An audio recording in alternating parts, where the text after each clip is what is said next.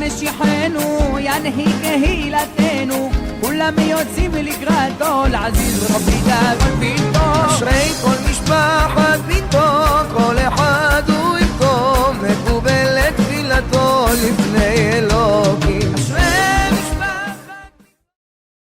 Je vous souhaite une très bonne journée, que le bon Dieu vous protège.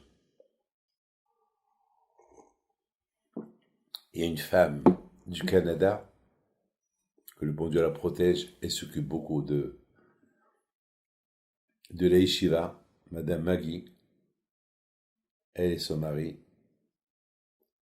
Elle me dit, Rabbi David, chaque matin que lorsque vous buvez le café, je prépare moi aussi mon café et je le bois avec vous, et je vous vois, et j'écoute votre cours et je bois le café. Alors je vous invite à vous aussi, avant d'écouter le cours, de préparer votre café, comme ça la bracha, elle va sur le café.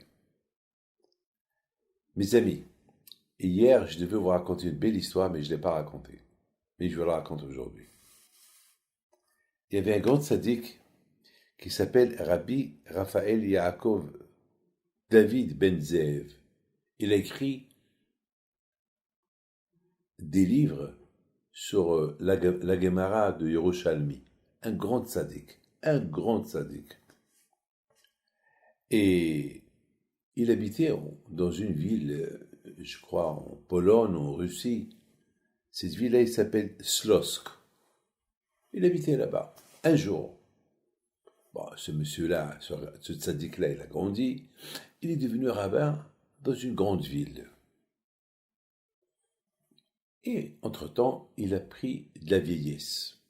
Il a vieilli, et un jour, il faisait très très froid, il neigeait, il y avait de la neige de partout, et c'était pas possible de sortir de la maison. Il y avait de la neige, 1 mètre de neige. Alors, il ne savait pas quoi faire. En plus, il faisait très très froid, et il s'est dit, aujourd'hui c'est le Hesger de mon père. C'est-à-dire que c'était l'anniversaire de son père qu'il est mort il y a peut-être 80 ans. Il était vieux entre-temps, ce monsieur-là. Il ne savait pas quoi faire. Et je reste à la maison et je ne fais pas Kaddish parce qu'il fait froid, je suis vieux. Et à la fin, il a pris la décision de partir à la synagogue. C'était très dur, très difficile. Il arrive à la synagogue. Il n'y avait pas encore Minyan, parce que c'était dur d'arriver à la synagogue. Et à la fin, il y avait Minyan. Donc, ils ont invité le rabbin, Alav Shalom, d'être le Shaliach Tzibour, de faire la prière. Donc, il monte, et pendant la prière, il a fait il a soupiré. Les gens, ils ont cru qu'il a soupiré parce que c'est l'anniversaire de son père, et il s'est rappelé de son père. Encore une fois, il a soupiré encore. Après la prière, il y a des gens qui sont venus chez lui, ils lui ont dit, Rabbi, on sait aujourd'hui c'est l'anniversaire de votre papa. Baruch Hashem, votre papa, il est décédé il y a 80 ans. Il y a longtemps, quoi, tu ne l'as pas encore oublié. Et en plus, vous aussi, mettons, vous êtes vieux. Il ne faut pas soupirer comme ça. Ça y est, il faut savoir accepter la mort de quelqu'un. En plus, ça fait 80 ans. Écoutez-moi. Moi, j'ai perdu mon père et ma mère. Ma mère, il y a maintenant 2 ans. Baruch Hashem, ça y est, je me suis adapté. Je me suis habitué. Je l'aime toujours, je l'adore toujours. Mais je me suis habitué à sa mort. Mon père, il y a 40 ans. Ça y est. Maintenant, je lui fais la Iloula. Maintenant, le jour de la Iloula de mon père, j'ai fait une fête. Ça veut dire que c'est fini. Je ne pleure plus mon père. Et surtout par Rabbi Haim Pinto. Alors, c'est ce qu'ils ont dit. Ils ont dit, Rabbi, ça fait 80 ans qu'il est mort, votre papa. Qu'est-ce que vous êtes en train de soupirer? Il leur a dit non. Je soupire parce que, à cause d'une histoire que chaque année je me rappelle cette histoire, et je ne soupire pas par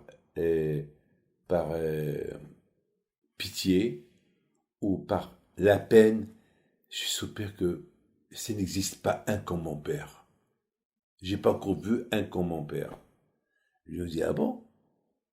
Qu'est-ce qu'il a fait ton père de spécial pour toi? Il lui a dit, regardez-moi. Oui, vous êtes un grand rave, un grand tzaddik. Eh bien, si je suis ce que je suis, c'est grâce à lui. Et je vous raconte. Mon père, alav shalom, il le raconte.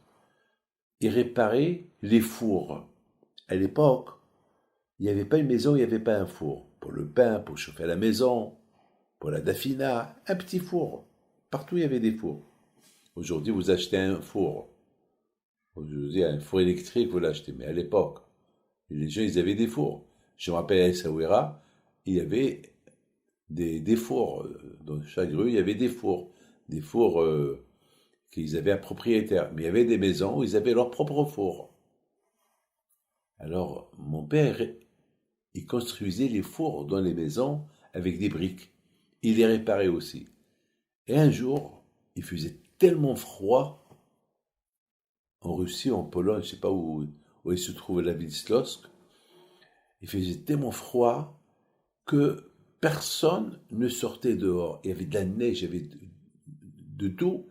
Et mon père, il n'avait plus de travail. Personne l'invitait pour construire un four, pour réparer un four. Personne l'invitait. Le pauvre. Et alors, c'est passé que pendant 3 mois, il n'a pas payé mon prof. Moi, j'étais jeune, j'avais un prof. Il n'y avait pas les écoles comme qu'il y a maintenant. Aujourd'hui, à l'époque, il y avait des profs privés. Vous savez que Baal Shem Tov, lui aussi, était un prof privé. Les gens qu'ils ont loué Baal Shem Tov pour qu'il apprenne la Torah à leurs enfants. C'était comme ça avant. D'ailleurs, moi aussi, lorsque j'étais jeune, j'avais un prof. Ben, mon frère aussi, on avait un prof qu'on allait chez lui à la maison et étudier. Il n'y avait pas des écoles comme il y a aujourd'hui. Il n'y avait pas. Donc, il a pris un prof pour moi. Comme ça, il a dit, ce rabbin raconte. Et mon père, il n'a pas payé pendant 3 mois. Et le rabbin, il m'a donné une lettre. Il m'a dit, donne ça à ton père. Je donne la lettre à mon père et c'était écrit, ça fait 3 mois que tu ne m'as pas payé pour ton fils.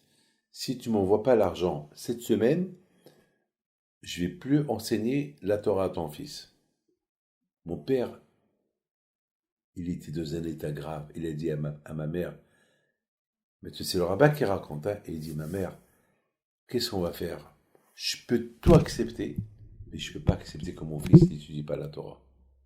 Qu'est-ce qu'on va faire? Qu'est-ce qu'on va faire? Ma mère ne savait pas quoi répondre à mon père.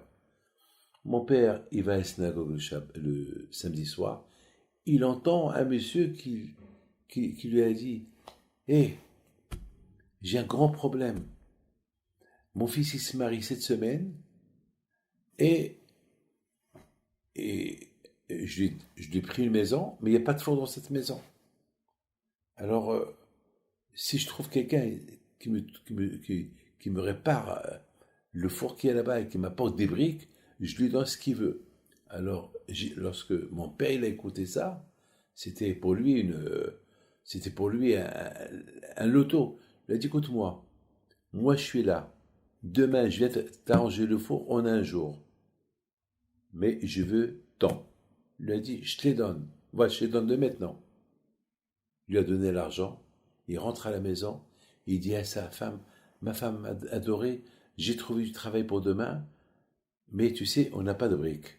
Alors on va enlever les briques de chez nous et je vais les donner à ce monsieur-là pour qu'on puisse payer l'écolage de mon fils au moins pendant 6 mois. 3 mois de l'avance et 3 mois plus tard, le temps que ça se chauffe.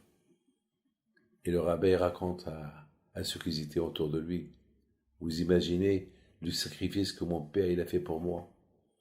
Toute la nuit il n'a pas dormi et il a enlevé les briques de chez nous, de l'autre four. Alors il faisait très froid.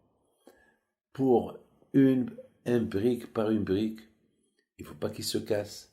Et nous, on est restés pendant tout le laps de temps dans le froid, uniquement pour que mon père puisse payer mon écolage. Ça veut dire que toute la Torah que j'ai étudiée, c'est grâce à mon père. Et comment vous voulez que je n'ai pas que je ne me souviens pas de mon père? Comment voulez-vous que je ne viens pas prier le jour de Esguer de mon père? Comment vous voulez que je ne me souviens pas de cette souffrance que ma famille a souffert uniquement pour que je suis ce que je suis aujourd'hui? Donc chaque année, je dois à mon père quelque chose. Je lui dois tout, comme ça le rabbin raconte à ses élèves. Je lui dois tout. Et en plus, je lui dois ma Torah et je lui dois toute ma vie. Donc c'est tout à fait normal que dans le froid et dans la neige, je suis venu faire le kavod à mon père pour le faire, le kaddish pour mon père. Voilà cette belle histoire à retenir, que le bon Dieu protège. Amen.